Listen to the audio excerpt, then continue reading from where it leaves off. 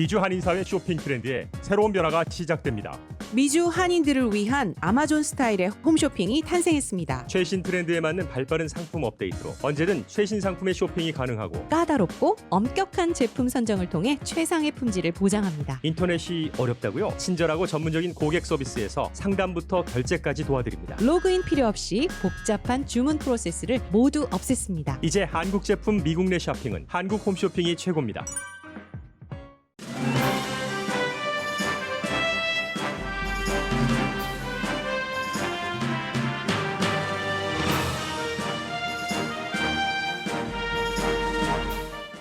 (30초의) 한명씩 미국인이 코로나 바이러스로 숨집니다. 우리는 지금 대단히 위험한 상태에 있습니다. 백악관에서 각 정부에 보낸 경고문입니다. 따라서 로스앤젤레스를 포함한 미 전역에서 바이러스와 관련한 규제는 강해지지만 공직자들은 그 규제를 어깁니다. 시장, 슈퍼바이저, 주지사, 국무장관, 백악관 대변인 모두 바이러스 규제를 어기는 대표적인 인물들입니다. 마이크 폼페오 국무장관은 대규모 실내 할러데이 파티를 여러 차례 준비했고 백악관 대변인은 어제도 마스크 착용을 말하면서 마스크를 쓰지 않았습니다.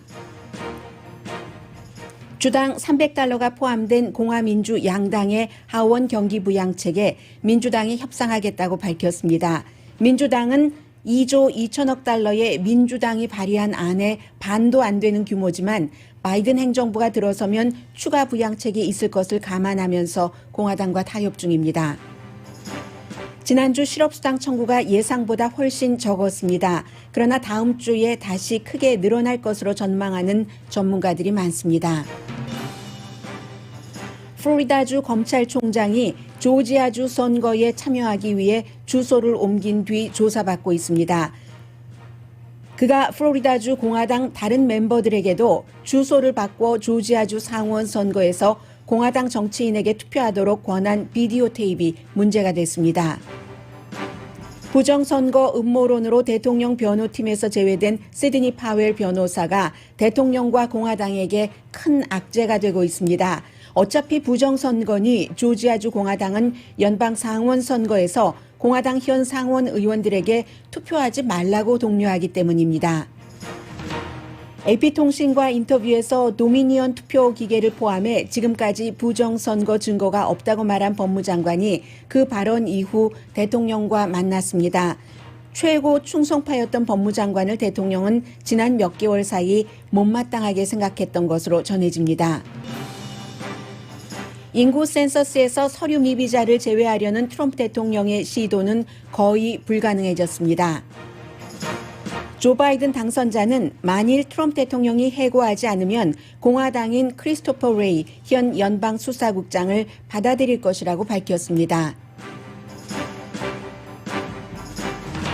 여러분 안녕하십니까? 오늘의 미국 강예신입니다. 헤드라인에서 말씀드린 것처럼 제가 불과 한 열흘 전쯤에 여러분들께 1분에 1명씩 코로나 바이러스로 미국인에서 미국에 살고 있는 사람이 전부 미국 시민은 아니니까요. 미국에서 1분에 1명꼴로 코로나 바이러스로 숨진다라고 말씀을 드렸는데 이제 어제 오늘 사이에는 30초에 1명씩 숨지고 있습니다. 병원에 입원한 사람이 10만 명이 넘고 하루 확진자가 약 20만 명이 됩니다. 어제 하루에 숨진 사람이 3천 명입니다. 9.11 사태 때 숨진 미국인들 숫자보다도 많고 정말 끝나지 않는다고 사람들이 길고 지루한 전쟁이라고 얘기하는 아프가니스탄 전쟁에서 숨진 미군 사망자보다도 더 많습니다. 하루에 숨지는 코로나 바이러스 사망자가 그렇습니다. 캘리포니아주에서도 어제 하루 확진자가 2만 명이 넘어서 기록을 세웠고 LA 시장은 어제 저녁에 8시 넘어서 오늘부터 스테이 앳홈을 시행한다고 밝혔습니다. 지난번에 스테이 앳홈보다는 조금 약하기 때문에 소매업소들은 수용 인원 한 20% 정도까지 받을 수 있고 야외에서의 종교 모임이나 시위는 또 예외가 됩니다. 그 밖에는 그로서리 마켓 갈 때 등을 제외하고는 집 밖으로 나오지 말라는 명령입니다. 그만큼 심각하다는 얘기입니다. 그러니까 여기에 대해서 반대하는 사람도 있고 코로나 바이러스로 건강을 지켜야지 된다는 것도 있지만 소비자들이야 당분간 소비를 안 하면 되지만 장사를 하시는 분들은 건강만큼 중요한 게 또 경제잖아요. 그래서 어제 그제부터 시작된 뭐 베버리 힐즈에서 우리는 야외 식당 우리 식대로 하겠다라고 얘기를 하고 패사디나에서도 가족끼리 그리고 6명 이상은 안 된다라고 얘기를 해서 LA보다는 조금 약하게 하고 있기는 합니다. 그리고 실제로 법원에서도 판결이 나왔어요. 어제 그 LA에 대해서 그 판사가 판결하기를 식당협회와요. 캘리포니아주 식당협회와 한 식당, 그 엔진 그 컴퍼니 넘버 28이라고 제가 퇴근할 때마다 꼭 이 식당을 바라보고 갑니다. 피게로아하고 육가에 있는 예전에 그 소방국이었던 자리를 개조한 큰 식당이죠. 공동으로 고소를 했습니다. 그래서 판사는 야외에서 식사를 하는데도 코로나 바이러스를 많이 옮긴다 하는 증거를 대야지만 된다. LA 카운티는 그 같은 판결을 내려서 다음 주 화요일까지 증거를 가지고 와라 라고 얘기를 했습니다. 이 정도로 지금 그 코로나 바이러스 때문에 살려는 사람 또 살려는 사람 서로 다른 입장에서 여러 가지 내용이 오고 가고 있고 그리고 더 힐의 보도에 따르면 트럼프 대통령은 실제로는 그렇게 얘기하지 않지만 이 트럼프 대통령과 또 약간 입장이 다를 수도 있다고 생각이 되고요. 백악관에서 각 주정부에 경고문을 보냈습니다. 이 경고문을 보낸 게 너무나 위험한 현실이라는 겁니다. dangerous라는 그 날 단어를 그대로 썼고요. 그러니 각 주정부가 환자를 돌보는데 신경을 써야지 될 것이다. 더 많이 퍼질 수 있다는 얘기잖아요. 추수감사절 지나고 나서 해서 다 트럼프 대통령은 코로나 바이러스에 대해서 직접적으로 하는 일이 거의 없어 보입니다. 사실 대선 끝나고 나서는 대통령 직무를 뭐 하지 않는다고 그 봐도 크게 뭐 틀리지 않는 그럴 정도인데 본인이 몇몇 가지 관심이 있는 것을 제외하고는요. 그런데 막상 이 백악관에서는 모든 50개 주정부에 굉장히 위험하다 하면서 보낸 내용 가운데는 65세 이상이거나 건강이 나쁘신 분들은 마스크를 쓰지 않은 사람이 있는 어떤 공공장소에도 실내에는 들어가지 말아야지 된다. 다시 불러드리겠습니다. 65세 이상이나 건강이 나쁜 사람은 마스크를 쓰지 않은 사람이 있는 실내에는 절대로 들어가지 말아야지 된다. 식료품이나 약도 배달받아야지 된다. 직접 그로서리 쇼핑 하시지 말라는 얘기입니다. 약국도 가시지 말라는 얘기예요.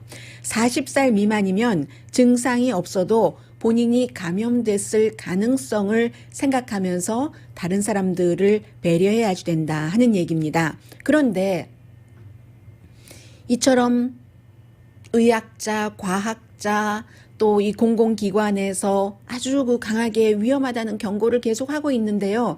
막상 그 같은 경고를 하는 주최 측은 자신들은 어깁니다. 그래서 오늘 아침에 그 로스앤젤레스 타임즈를 보면은 한 칼럼이 쓰여져 있는데 뭐 아시는 얘기예요. 게빈 뉴섬 주지사가 캘리포니아주에 아주 강하게 이 같은 규제를 하고 본인은 뭐 친구의 생일 파티에 기술적으로는 뭐 가능하기도 해요. 그 당시에 야외에서는 가능한데 그곳이 야외라고 볼 수도 있으니까. 그러나 문을 닫으면 실내가 되는 거죠. 뿐만이 아니라 똑같은 식당입니다. 어제 제가 시간이 없어서 자세히 못 전해드렸지만 샌프란시스코의 시장도 똑같은 프렌치 런드리라는 나파밸리에 있는 최고 1인당 $1,200 하는 그곳에서 친구의 생일 파티에 8명이 갔습니다.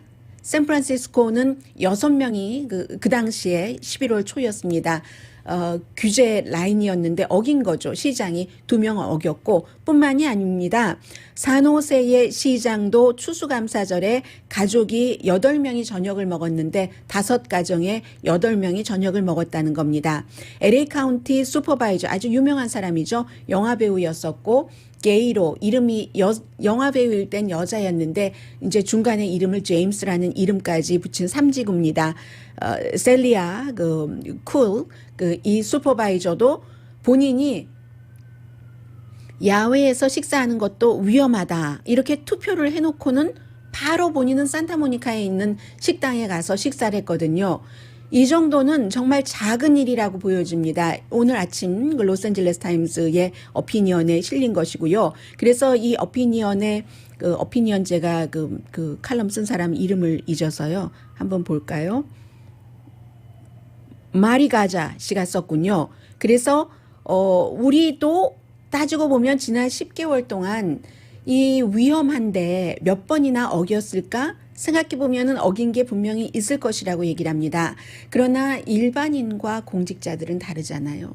공직자들은 여러 면에서 파워를 누리기도 하고 그리고 사람들에게 이렇게 하지 말아라 하는 파워에 대한 규정을 주기도 하기 때문에 본인들에 대한 표준이 더욱 엄격해야 된다는 거죠. 그 점을 얘기를 했습니다. 그러면 지금 백악관에서는 위험하다는 경고를 보냈다고 하는데 트럼프 대통령의 가장 충실한 부하 비슷했었던 지금도 그렇지만 마이크 폼페오 국무장관 파티가 줄줄이 잡혀 있습니다. 12월 달에 오늘 워싱턴 포스트가 정확하게 그 데이터를 가지고 보도를 한 것을 보면은 일주일 전에 국무부에서는 모든 직원들에게 이런 공문을 보냈습니다.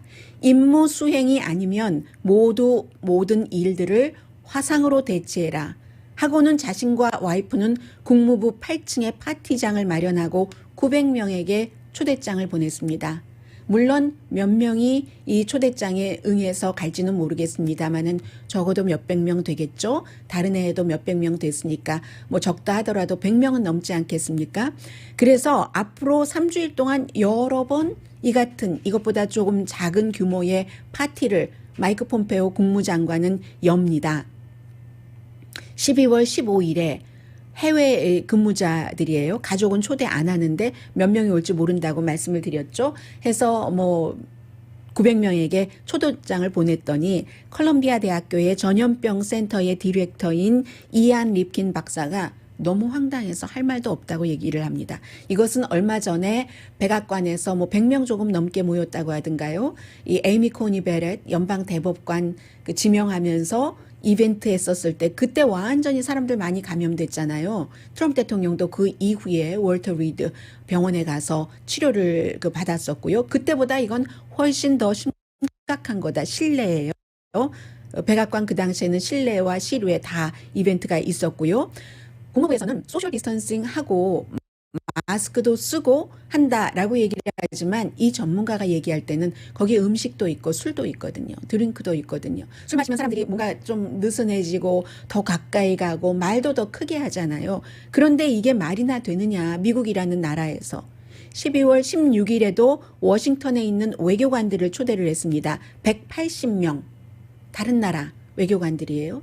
부부 동반입니다. 그래서 이 외교관들은 가야 되나 말아야지 되나. 안 가면 아직까지 세계 최고 강대국의 외무장관 마이크 폼페오에게 내가 찍히나?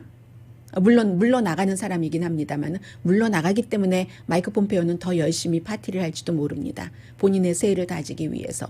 그래서 이 사람들은 부부 동반하고 오라고 하는데 뭐 병에 걸릴 것을 각오라고 가야지 되는가?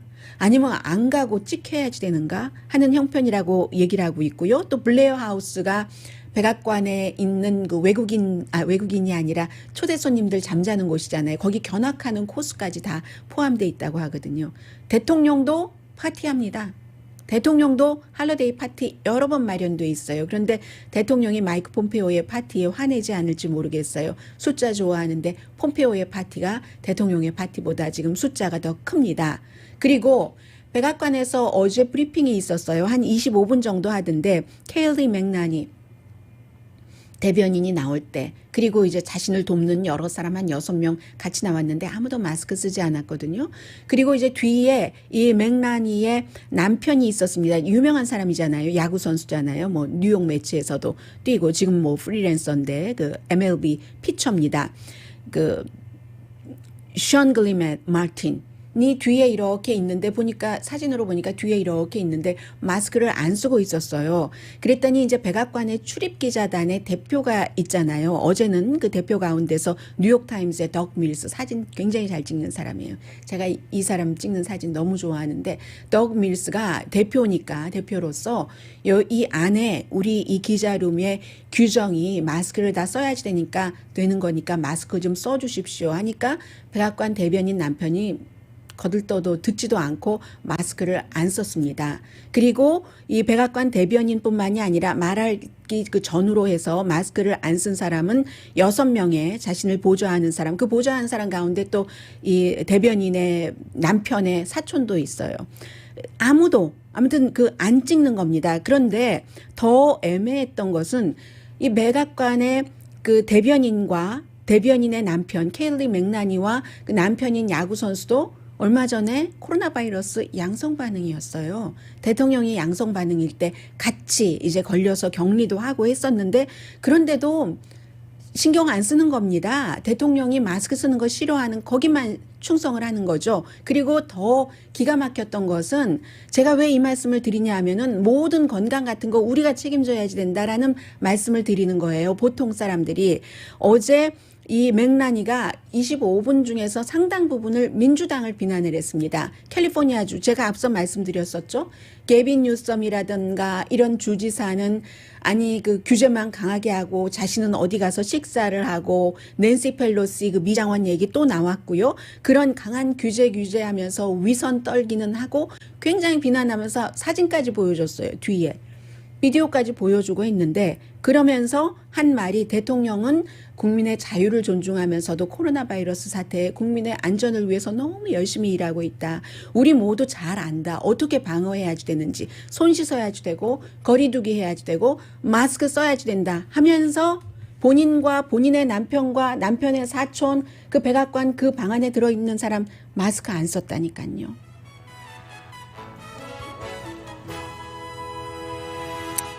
긍정적인 면도 있습니다. 긍정적인 면은 지금 정치를 떠난 사람들. 먼저 그 버락 오바마 전 대통령이 그런 얘기를 했어요. 앤서니 파우치 박사가 이 백신이 안전하다고 한다면 과학자들이 그렇게 얘기한다면 나는 텔레비전 카메라가 있는 앞에서 내가 먼저 그 사람들이 그것을 보고 믿게 된다면 백신을 맞겠다라고 얘기를 했고요. 그러니까 또 조지 부시 대통령의 한 번은 민주당이었고 이번은 공화당이잖아요. 아들 부시 대통령의 대변인이 앤서니 파우치 박사와 데브라 박사들에게 접촉을 해서 우리가 이 백신에 대해서 이 조지 부시 전 대통령이 할 수 있는 일, 도움을 줄 수 있는 일이 있으면 알려달라. 최선을 다해서 해보겠다라고 얘기했고요. 그리고 그 이후에 또 그 빌 클린턴 전 대통령도 마찬가지 얘기를 했습니다. 그러나 현재는 미국에 제가 말씀드린 것처럼 캘리포니아주의 로컬이나 주정부나 아니면 전반적인 미국의 국무부나 행정부나 백악관이나 전부 코로나 바이러스에 대해서 일관적인 통일된 아주 합심된 어떠한 것들이 없기 때문에 여러분들께서는 스스로 알아서 결정을 하셔야지 된다 하는 말씀 드립니다. 오늘의 미국은 전문가가 추천하는 이민법, 가정법 전문 제인정 종합법률사무소, 미주류 언론과 유명 인사들을 감동시킨 미주 판매 1위 카후나 마사지 체어, 한인 기업의 자랑 카후나 마사지 체어, 갤럭시 거위털 이불은 소문난 기능성 거위털 이불 전문 회사 코지다운, 언제 어디서나 내 맘대로 골라보는 한국 TV, 한국 쌍방울이 만든 최고의 KF94 방역 마스크 트라이를 미주 최초 출시한 한국 홈쇼핑 공동 후원입니다. 잠시 뒤에는 정치도 지금 엉망진창입니다. 미국. 물론 내년 1월이 되고 새로운 행정부가 들어오고 모든 것이 좋아질지는 모르겠습니다만은 정치도 지금 엉망진창이고 그런 일이 일어날 수도 있는 느슨한 상황입니다. 주에 정말 중요한 인물이 내가 주소를 옮겨서 다른 주에서 투표할 거야. 그리고 그 다음날 주소를 다시 플로리다주로 옮겨올 거야 하는 게 이게 오디오 테이프가 없다면 거짓말이라고 얘기하죠. 그런 여러 가지 일들 아니 미국이 언제 이렇게 제3세계가 됐는지 모르겠습니다. 왜 이런 일이 일어나게 됐는지도 모르겠습니다. 잠시 뒤에 전해드립니다. 라디오 서울 방송 오늘의 미국 듣고 계십니다. 지금 이제 크게 뭐 그 중간에 여러 가지 내용이 들어가지만 두 가지 이슈를 전해드릴 텐데요. 이 두 가지 이슈는 꼭 뭐 정치적인 면에서 본다기보다도 뭐든지 끝까지 봐야지 된다. 그리고 의도의 시작은 이랬지만 시작할 때의 의도는 시작할 때의 의도는 이랬지만 그게 다른 방향으로 갈 수도 있구나 하는 것을 늘 우리가 느끼지만 정치를 통해서도 또 한번 확인되는 두 가지 이슈입니다. 먼저 첫 번째는 윌리엄 바 법무장관과 대통령과의 관계. 입니다. 윌리엄 바 법무장관이 분명히 그 AP통신과의 인터뷰에서 지금까지는 FBI, 연방법무부, 국토안보부가 조사를 한 결과 선거의 결과를 뒤집을 만한 시스템적인 부정선거는 없었다. So far라고 제가 강조를 해서 말씀을 드렸습니다. 이 말을 한 뒤에 어제 뭐 많은 분들이 그런 얘기를 하지 않았는데 왜 그런 얘기를 했다고 가짜 언론들이 보도를 한다고 하는데 그런 말을 분명히 했고요. 이 말을 하고 나서 백악관에 들어갔습니다. 이 윌리엄 바 법무장관이 원래 예정됐었다고 하는 그 예정이 비서실장을 마크 매도우 비서실장을 만나는 것이었다고 하는데 윌리엄 바 법무장관이 백악관에 도착하니까 트럼프 대통령이 보고 싶다고 했대요. 그래서 봤답니다. 굉장히 긴장이 있었다고 전해지고요. 최근에는 윌리엄 바 법무장관과 대통령이 그다지 가깝지 않았답니다. 이유는 선거 전에 존 더럼이라는 그 커네디컷의 검사를 시켜서 뭔가 2016년도 러시아 스캔들 그게 다 아무것도 아니었는데 뭐 공작이었다. 민주당의 오바마와 바이든의 이런 것을 결론을 끌어내리고 그리고 법무부가 발표하기를 바랬는데 법무부라는 곳은 심정적으로 일하는 곳이 아닙니다. 증거를 가지고 일을 해야지 되는 곳이잖아요. 말하자면 검찰 최고의 검찰청이 연방법무부니까요.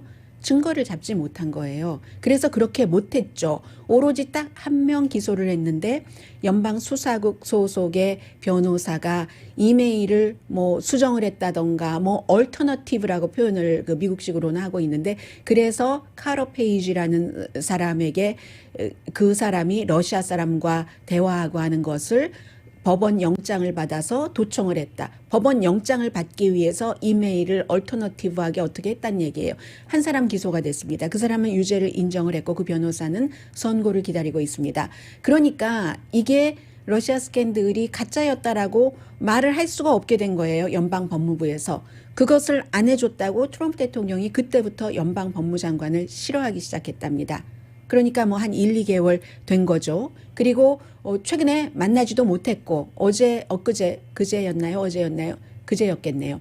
대통령이 만나자고 해서 만났는데 굉장히 긴장이 있었다고 하고 그리고 이제 그런 일들이 더럼의 그 검사의 발표가 나오지 않으면서 여러 가지 아무튼 불만스러운 일들이 너무 많았는데 대통령과 만나고 나서 그 뒤에 연방법무부에서 법무부의 대변인이 뭐 언론이 왜곡했다 하면서 우리 아직도 수사하고 있다라고 얘기를 했습니다. 네, 연방법무장관도 그 얘기한 겁니다. So far 지금까지는 수사 결과 아무런 부정적인 그 증거가 드러나지 않았다라고 얘기를 했고 지금까지 드러나지 않았으면 앞으로도 드러나지 않을 겁니다.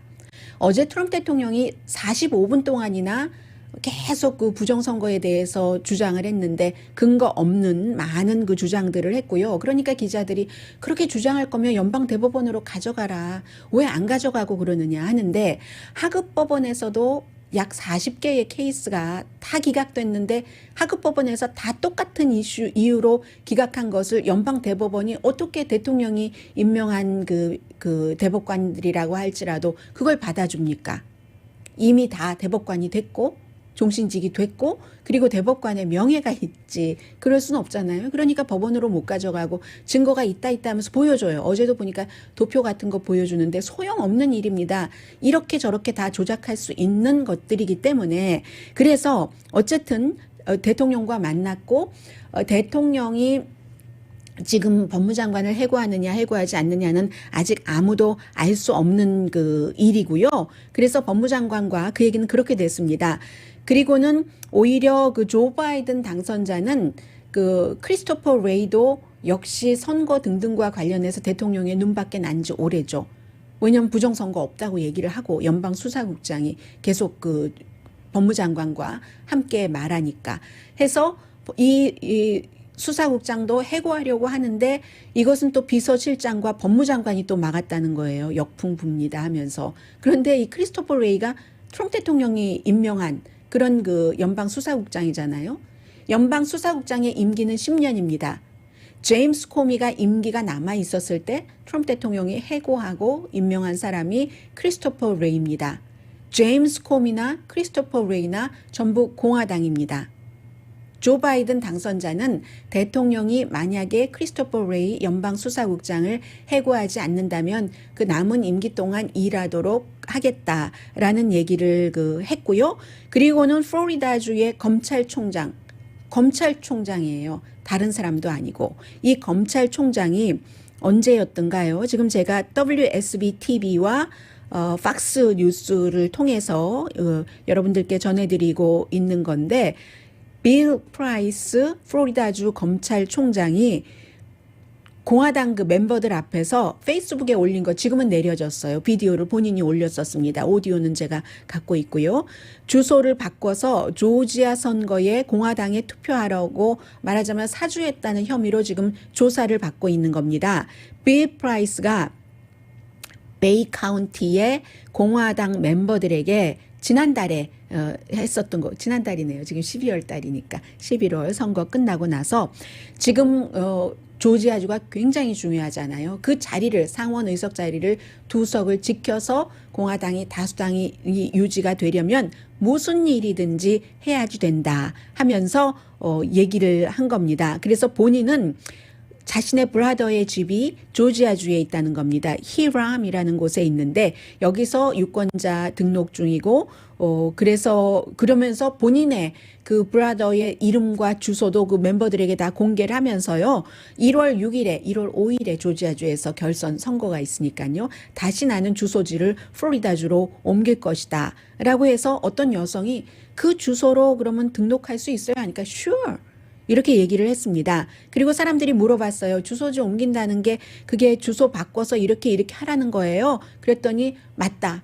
앞으로 2달 동안 나는 그렇게 하고 있다. 나는 조지아주로 이주하고 있다. 나는 싸울 것이며 상원 자리를 지키기 위해서 플로리다주 검찰총장이 조지아주 동생 집으로 주소에 이름을 얹어서 유권자 등록을 하고 공화당 그 2명 지금의 상원 의원에게 투표를 하겠다는 얘기예요. 이렇게 얘기를 했습니다.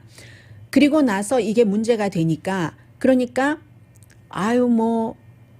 내가 유머러스한 커멘트였는데 뭘 그래 주소 안 바꿨다. 이것은 WSB-TV라고 애틀란타에 있는 방송국, 애틀란타에 계신 분들은 아시겠네요. 인터뷰에서 한 말입니다. 그런데 사실을 따지고 봤더니 조지아주로 바꿨습니다. 그 얘기를 하고 그 다음 날 바로 바꿔서 유권자 등록까지 했습니다. 그게 확인이 됐거든요.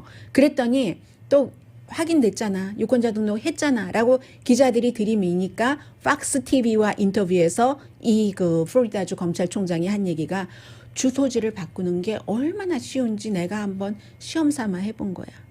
이렇게 얘기를 했거든요. 음성 잠시만 들려드리겠습니다. 지금 말하는 그 내용은 이 무슨 일이든지 다 하겠다. 이 조지아주의 상원 의석을 지키기 위해서 그래서 주소까지 바꾼다. 뭐 이런 얘기입니다. If that means changing your address for the next 2 months, so be it. I'm doing that. I'm moving to Georgia. And if that means changing your address for the next 2 months, 잘 안 들리죠? 그 얘기예요. 앞으로 2달 동안만 그 조지아주로 주소지를 바꿔서 투표하는 거, 그거 뜻하는 것마저 나는 지금 그렇게 하고 있어 하는 겁니다. 이런 일들이 지금 일어나고 있고요. 또 하나는 시드니 파웰이라는 얼마 전까지만 하더라도 루돌프 줄리아니와 공동 기자회견을 했었던 사람, 그리고 또 한 사람도 공식적으로 지금 트럼프 대통령의 변호인은 아닌데 트럼프 대통령 변호를 많이 한 사람이죠. 린 우드. 이분은 조지아주에 서 활동을 하고 있는 변호사이기 때문에 어제 공동 기자회견을 했어요. 공동 기자회견에서 뭐라고 얘기를 했냐면 2번 바보짓 하지 말아라. 중국에서 만든 기계니까 무슨 기계죠? 기계 이름이 갑자기 생각이 안 나요. 그 투표 기계, 그 기계로 조지아주에서 사용을 하니까 투표하지 말아라. 공화당 상원 의원들에게 투표해야 하더라도 어차피 그 사람들에게 계산이 안 돼. 이렇게 얘기를 하는 거예요. 그래서 공화당에서는 지금 너무 싫어하거든요. 투표를 많이 해야지 현 상원 의원들이 의석을 지키는데 오늘 아침에 나온 여론조사 결과 보니까 막상막하예요. 지난번에 11월 3일에 선거할 때는 공화당 현직 의원들이 좀 앞서갔거든요. 물론 그 한 의원은 비슷했습니다. 그러나 또 한 의원은 굉장히 표 차이가 두 자릿수 이상으로 났었는데 지금 막상막하로 나오거든요. 그런데 투표율이 낮아지면 공화당이 그 피해가 되죠 하면서 이 두 사람이 얘기하기를 중국 공산당이 그 투표 기계를 조작을 한다. 도미니언 머신이네요. 생각이 나네요. 도미니언 머신을 조작을 한다. 두 사람에게 투표하면 계산이 안 된다. 그러니까 그 두 사람에게 투표하지 말라는 얘기예요. 그런데 이 도미니언이라는 기계를 윌리엄 바 법무장관도 AP통신과 인터뷰에서 그런 일이 없다라고 얘기를 했는데 이게요. 도미니언이라는 기계가 28개 주에서 썼고 올해 갑자기 쓴 기계가 아니고 쭉 써오던 곳이 많고 미국 내 300군데 카운티에서 썼고 그리고 조지아주에서도 펜실베니아주에서도 이 투표기계를 쓴 지역에서 트럼프 대통령이 이긴 곳도 있고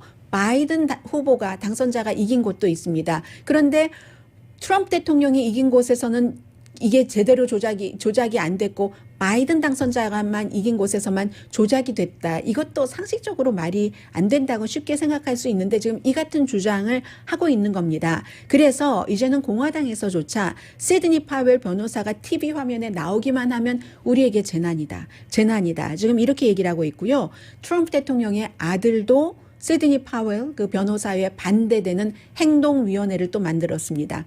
대통령이 만들어서 돈 지금 많이 쓸어가고 있는 그 이름이 똑같은데 똑같은 이름에다가 조지아 자만 하나 붙여서 트럼프 주니어도 조지아주의 사람들은 조지아주의 공화당 상원 의원들에게 투표를 해라 하는 지금 비디오까지 만들었습니다. 그러니까 처음에 시작할 땐 이랬는데 윌리엄 바 변호사도 그렇고 뭐 시드니 파웰도 그렇고 그랬는데 이게 점점 이상한 곳으로 가고 그리고 그 이상한 곳으로 너무 지나치게 가기까지 제어 장치가 너무 없었기 때문에 가짜 뉴스도 아닌 가짜 말 루머들이 너무 많이 퍼져서 미국이 여기까지 왔습니다.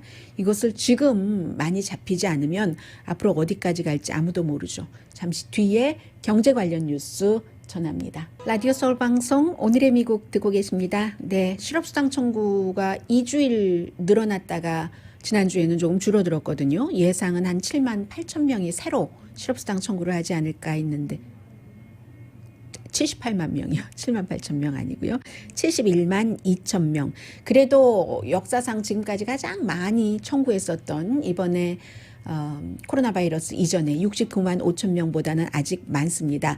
그런데 왜 이렇게 갑자기 또 줄어들었을까요? 전문가들이 얘기하고 있기는 추수감사절 때문에 그런 것 같다. 보통 이제 휴일이 할러데이가 껴있을 때는 사람들이 뭐 실업수당 청구한다던가 이런 것들을 안 한답니다. 그러니까 이제 다음 주가 되면은 굉장히 많이 할 거야. 아마 지난주에 안 했었던 것까지 이번 주에 해서 결론이 뭐 80만 명 이상이 나오지 않을까 이런 전망을 하는 사람들도 있고요. 예상이네요. 가까운 미래니까 하면은 8주일 만에 처음으로 또 80만 명이 넘게 되는 겁니다. 지금 경기부양책이 관심이 많으실 텐데요. 하원에서 공화당 민주당 그 양당 의원들이 지금 9,080억 달러 1억 달러도 안 되는 것을 내놨거든요. 그런데 민주당이 기꺼이 하겠다고 했습니다. 민주당이 뭐 처음에는 얼마였다가 최종적으로 2억 2천 달러까지 내렸다가 그런데 그에 비해서 이제 공화당은 뭐 6,500억 달러로 했었잖아요. 그런데도 서로 갭이 너무 커서 안 됐는데 이번에 왜 해주냐 이번에는. 민주당이 생각할 때 어차피 바이든 대통령이 1월 20일부터 이제 그 직무를 하기 시작하면 또 대통령의 권한이라는 것도 있고 새로운 행정부의 그 허니문이라는 것도 있고 하니까 어떤 그 형태로든 다시 경기부양책을 더 그 추가로 할 수가 있다 해서 일단 한다는 겁니다. 그래서 이 9,800억 달러 가운데서 일부는 뭐 일주일에 $300씩, 지난번에 $600씩이었었죠. 실업수당을 18주일 동안 주는 것. $1,200는 이번에 없습니다. 그리고 뭐 스몰 비즈니스에 어느 정도 주고 나머지는 또 뭐 테스팅 코로나 바이러스를 한다던가 백신을 배포할 때도 지금 주정부에 기금이 들어가지 않아서 힘들다고 하잖아요. 그런 것들을 해보겠다는 겁니다. 이게 하원 아니고 상원에서는 5천억 달러, 굉장히 작죠? 이 하원의 뭐 9,080억 달러에 비해서. 그래서 상원에서도 나름대로 스몰 비즈니스에 주는 것, 또 학교에 주는 것, 그런 것들이 있고, 백신 그 배포하는 것에 또 있는데, 상원이나 하원 아니나 똑같이 $1,200 일괄적으로 지급되는 그것은 없습니다.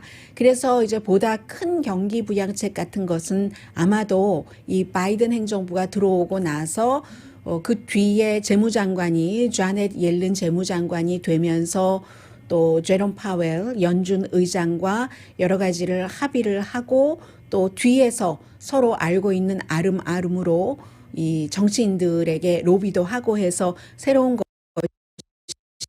것이 나오지 않을까 기대들을 사람들이 하고 있습니다. 지금 아무리 예산 적자다 하더라도 돈을 풀어야지 될 때라고 얘기하는 사람들이 많거든요. 공화당이 그 예산을 우리가 버는 만큼만 쓴다 하는 것이 공화당의 원래 기조인 것은 당연하게 모든 사람이 알고 있습니다만 비상사태이기 때문에 아마 그 새로운 행정부가 들어오면 돈이 조금 시중에 어떤 형태로든 풀릴 것을 사람들이 풀려야지 된다고도 믿고 있고 기대도 하고 있습니다. 대통령의 딸이 어제 조사를 받았네요. 워싱턴에서 조사를 받았는데 민사소송 케이스에서 증인으로 조사를 받았습니다. 이 트럼프 행정부 마지막에 무슨 사명권 뭐 이런 것을 가지고 뭐 로비가 백악관에 들어가느니 마느니 이런 얘기가 있는데 지금은 끝 무렵인데 시작 무렵에 대한 그 소송에 관한 증언을 했네요. 취임식 기금을 잘못 썼다는 겁니다. 적어도 $100만 이상을 잘못 썼는데 그러면 왜 이방카가 갔는가? 트럼프 인터내셔널 호텔에서요 축하 파티를 하는데 그 축하 파티가 기금이 거쳐졌으니까 그 기금의 용도에 따라서 써야지 되는데 그 용도에서 기본적으로 뭐 $30만 이상은 대통령 딸과 이방카와 트럼프 오빠들이 이제 따로 개인 파티를 한 뭐 그런 비용에 쓰여졌다 하는 것으로 민사 소송이 들어갔기 때문에 어제 그 증언을 섰다는 얘기입니다. 그리고 그 밖에 중요한 그 대통령에 관련된 내용이 있는데요. 센서스 관련 내용을 잠시 뒤에 전해드릴까요? 네, 잠시 뒤에 뵙겠습니다. 라디오 서울 방송 오늘의 미국 듣고 계십니다. 네, 지금 보통 이제 네임덕이 되면은 큰 문제는 없이 이제 무난하게 흘러가는데 그렇지가 않네요. 국방 예산안을 비토할 수 있다. 트럼프 대통령이 뭐 꽤 크네요.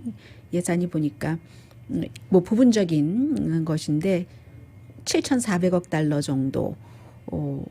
대통령이 요구하는 것은 뭐 자세히 말씀은 안 드리겠습니다만 1996년도에 통신법을 폐지하기를 원한답니다. 이거 폐지해주면 거기에 사인해 줄게 뭐 이런 형태거든요. 그런데 이제 이 예산안 가운데는 군인들의 봉급을 올리는 것이 포함이 되어 있습니다. 군인들의 봉급을 올리는 것이 지금 2020년이 얼마 남지 않았기 때문에 의회에서 꼭 통과시켜야지 될 뭐 한두 가지 안건 하면 그 안건에 포함이 되거든요. 나머지가 이제 경기부양책이 되겠죠. 그런데 대통령이 이제 본인이 원하는 뭐 여러 가지 뭐 구글이라든가 페이스북이라든가 이런 데도 해당될 수 있는 그런 법이에요. 이것을 뭐 안 해주면은 나 이거 사인 안 하겠어라고 얘기하니까 공화당이고 민주당은 물론이고 공화당의 군사위원회의 위원장이요. 제임스 인호페 오클라호마가 지역구인 위원장입니다. 또 대통령 각하 이거는 별개입니다. 군사안이랑 통신법이랑은 별개이기 때문에 같이 가져오면 안 되는 겁니다. 라고 얘기를 하는데 트럼프 대통령이 특수성이 있어서요. 그리고 센서스에 대해서는 지금 뭐 법원이건 의회건 코로나 바이러스 모든 게 다 겹쳐서 결국은 대통령이 원하는 대로 안 될 것 같습니다. 435명 하원 의원을 정하는 것이 뭐 인구 뭐 5만 명당 이런 형태로 계산을 해서 센서스에서 그게 되는 거잖아요. 예산안만 배당되는 게 아니라. 그런데 그것을 서류 미비자는 빼려고 했는데 그 여러 가지 내용이 결국은 이게 쭉 12월 말일까지는 원래 그게 가능하다고 했거든요. 12월 말일까지는 이게 그 보고가 돼야지 뭐 어디에 보고가 되고 또 대통령에게 보고가 되고 이렇게 해야지 이게 다 되는데 안 되게 된답니다. 1월 23일 전에는 센서스 기록을 마지막 보고서를 대통령에게 제출할 수가 없다 하는 얘기거든요. 그럼 1월 23일이면은 트럼프 대통령 다 떠난 다음이에요. 떠나고 나서 사흘 뒤인 겁니다. 트럼프 대통령에게 시간이 참 편이 아니에요. 요즘 보면 오늘의 미국은 전문가가 추천하는 이민법, 가정법 전문 제인정 종합법률사무소, 미주류 언론과 유명 인사들을 감동시킨 미주 판매 1위 카후나 마사지 체어, 한인 기업의 자랑 카후나 마사지 체어, 갤럭시 거위털 이불은 소문난 기능성 거위털 이불, 거위털 이불 전문 회사 코지다운, 언제 어디서나 내 맘대로 골라보는 한국 TV, 한국 쌍방울이 만든 KF94 방역 마스크 트라이를 미주 최초로 출시한 한국 홈쇼핑 공동후원이었습니다. 10시에 홈 스위트 홈 방송되고요. 앞서 말씀드린 것처럼 65세 이상 되신 분들은 마켓에도 좀 가지 마시고요. 질병통제국이 좀 전에 발표한 것 보니까 실제보다 훨씬 많은 사람, 지금까지 코로나 바이러스로 숨진 사람이 40만 명은 된다 하는 얘기거든요. 조심하셔야지 돼요. 강희실이었습니다.